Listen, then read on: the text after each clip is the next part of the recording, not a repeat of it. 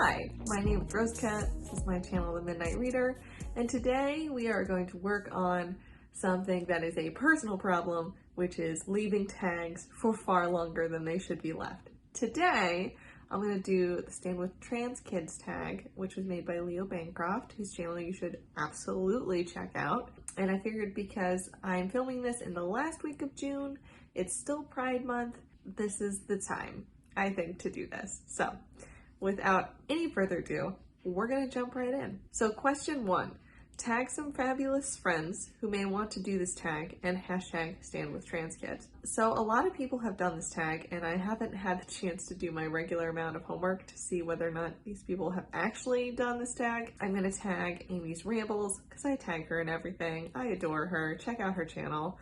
I'm gonna tag My Universe. I'm gonna tag Gina's Library, and I'm gonna tag Jay at My Quarter Life Crisis because I know she's been tagged in it, but she still has to do it too. If anyone else who's watching this video wants to do the tag, please consider yourself tagged. I think we could use more of Stand With Trans Kids in the world. And I apologize if I sound a little bit like snuffly.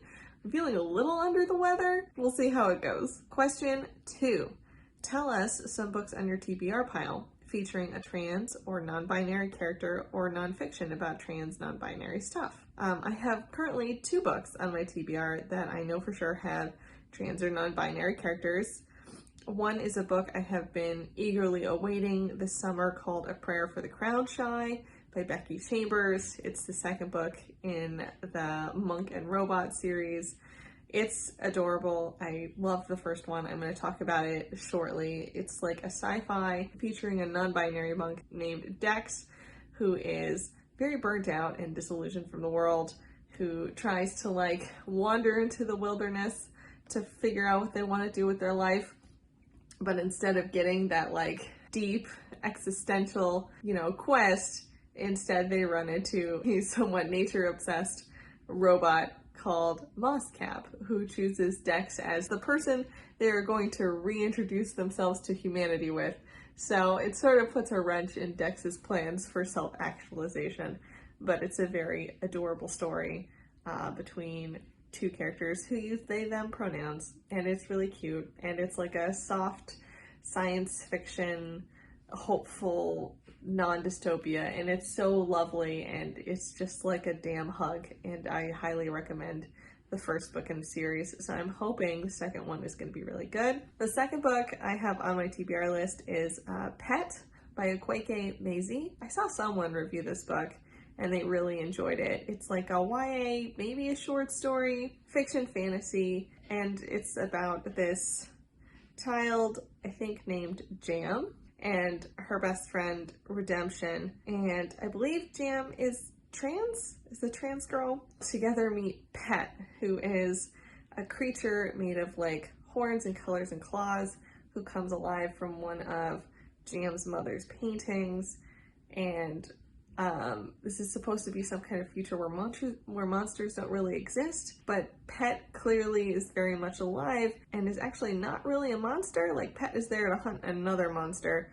So I don't know, like I was just really intrigued by the story. I don't really know too much about it because, to be honest with you, I don't like dive deep into synopses for things if I have interest in reading them, because I'll just pick them up and read them. So those are the 2 on my TBR shelf that I'm most looking forward to. Number 3, recommend a favorite book, show, movie featuring a trans / non-binary character. In the bookish realm, I would, of course, highly recommend A Psalm for the Wild Built, which is the first book in the Monk and Robot series by Becky Chambers. It's so loving and wonderful, and I would highly recommend it if you're looking for stories that are not focused on like pain and despair. I think the most like pain and despair that's in that book is just dealing with burnout, and I think it's something that a lot of people can kind of relate to in this day and age. The other book I'd like to recommend was a very recent read. It's a graphic novel called Snapdragon by Kate Lee. It's really also extremely cute. It's about this teenage girl named Snapdragon who befriends the like local one-eyed witch who like articulates roadkill and then sells them on the internet. And it's just like weird and funny and lovely. There's a really great queer love story in it, as well as like Snapdragon's best friend is going through the process of becoming a trans girl. And it's really, really fucking cute. And there's a major plot point with how Snapdragon sort of discovers her own magic by doing something kind for her friend. And it's adorable and lovely. And I don't really know how else to describe it. It's a quick read if you like graphic novels, if you like things that are kind of funny and magical. It's definitely those. So highly recommend Snapdragon if you're in the mood for a read that's going to make you feel better about the world. Number 4, everyone has their own journey and no one demographic is a monolith. Recommend a book with a journey, however you define it. I'm picking Wild by Cheryl Strayed because I am a big nonfiction reader, despite the fact that I review and read a lot of fiction on this channel. I love nonfiction, and this is a nonfiction memoir by Cheryl Strayed when she goes through a profound grief with losing her mother, and then goes through a series of like self-destructive cycles by not coping with that grief, including drugs and all kinds of bad decision making, and she eventually just is not happy with her life, and she decides to walk herself well, and she starts on the border, on the US border of Mexico, and walks and hikes the PCT with no hiking experience, all the way to the US-Canada border in a single season. And it did make me want to like drop everything, and I got very slightly obsessed with hiking the PCT. It did not happen, but I did get very obsessed with the people who do. And it's sort of her story, both of the hike and hiking the PCT itself, as well as her kind of like trying to cope with her grief in a healthy way. So it's really lovely. Cheryl Strayed is a really poignant writer, so it's one of the reasons her books are so popular. She's kind of a badass. She's screwed up her life in a lot of ways, and she fixed it in a lot of ways. I just would highly recommend. Also, it has like the most freaking banging cover art. Like, there's a reason that everyone liked this cover. Question 5. None of us knows everything, even about our own identities, especially since we're not a monolith and each have our own journey.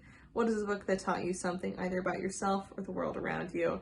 So in another life, I think I would have very much enjoyed being like a naturalist or a biologist if I had been a little bit better at like traditional like science classes.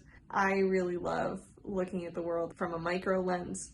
So 2 of my favorite books about that are The Sound of a Wild Snail Eating by Elizabeth Tova Bailey, which I've waxed poetical on a few times on this channel. It's just basically a woman who gets very ill in her early to mid-20s with an unexplained disease, which gradually transitions into chronic illness. Her life being essentially horizontally bedbound for the better part of a year, and her fascination with a snail on her bedside table that a friend brings her to help pass the time. It's about half a book on like naturalism and half a book on chronic illness and unexplained illness, which I related to as someone who went many months without a medical diagnosis for something I was dealing with, and like the dramatic fear of like not being believed. I highly recommend that book. The other one I would recommend is Gathering Moss by Robin Wall Kimmerer. She's an Indigenous author, and she just talks in this wonderful detail about the microcosm all around us. And it did make me like stare at so much moss during my dog walks. It was insane.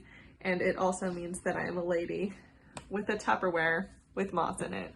I have multiple of these. I make terrariums sometimes when the mood strikes me. And yeah, I'm just a lady who has moss in Tupperware containers. It's its own little ecosystem. Like, it's very happy in my Tupperware.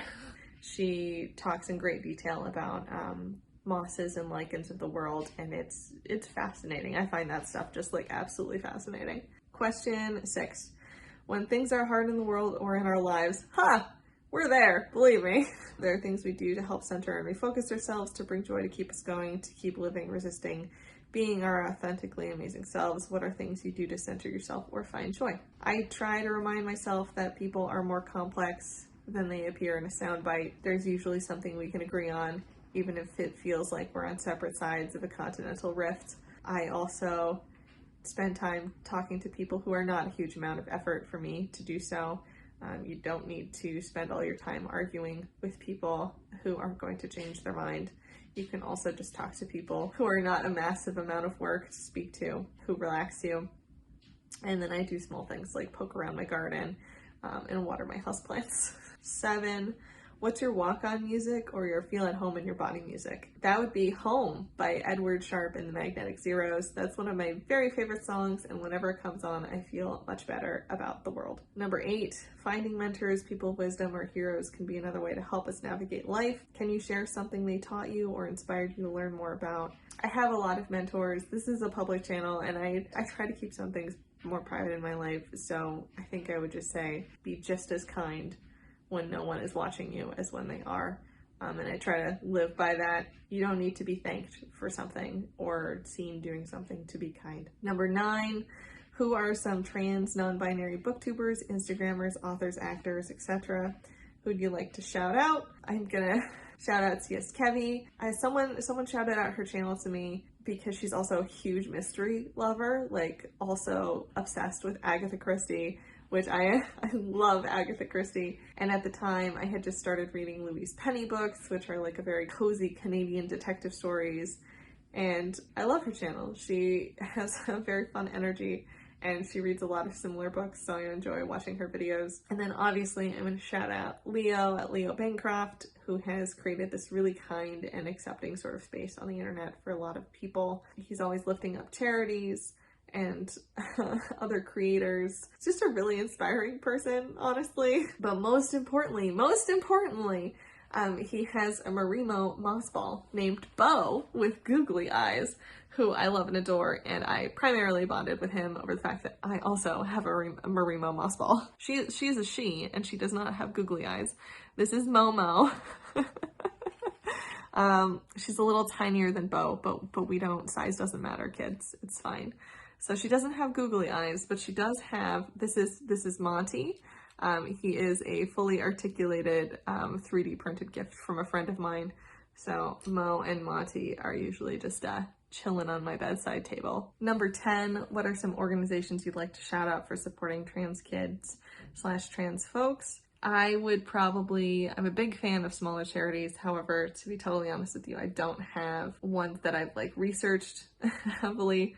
So I'm going to go with charities that I personally support, which are the ACLU, which if you live in the US right now, supporting a charity which actively fights for equality in legislation is a big deal, especially with the Roe v. Wade being overturned very recently, and what that means for both gay and trans rights in the US. The other one I'd like to shout is the Trevor Project, which I think is probably the most well-known LGBTQIA+ charity probably in the US. If you're ever looking at charities and you don't know who to support, I do highly recommend the online website called Charities Navigator. They do rating systems based on how much of your donation actually goes towards helping the people that you think you're supporting versus helping a charity advertise or run their own processes. Both the ACLU and Trevor Project have 4 stars on Charity Navigator, which is about as good as you can get, and I'd highly recommend supporting them. Well, it is now officially, as they say, pissing rain outside. It's good that we're wrapping this up because the lighting's gone. Thank you so much to Leo at Leo Bancroft for making this tag. I think it's a really wonderful thing for helping increase the visibility and making more safe places for trans kids and trans people on the internet. I just think it's a really great tag, and if you don't know Leo Bancroft, you should definitely check out his channel. Not only is he like funny and engaging and genuinely a very like kind-hearted person in my comment section at all times, I just highly recommend that you check out his channel. He's absolutely great. If you're interested in doing the tag, please do. I know we're ending Pride Month, and those of us who are procrastinating will probably not get this uploaded in time, but happy Pride and see you next week. Bye!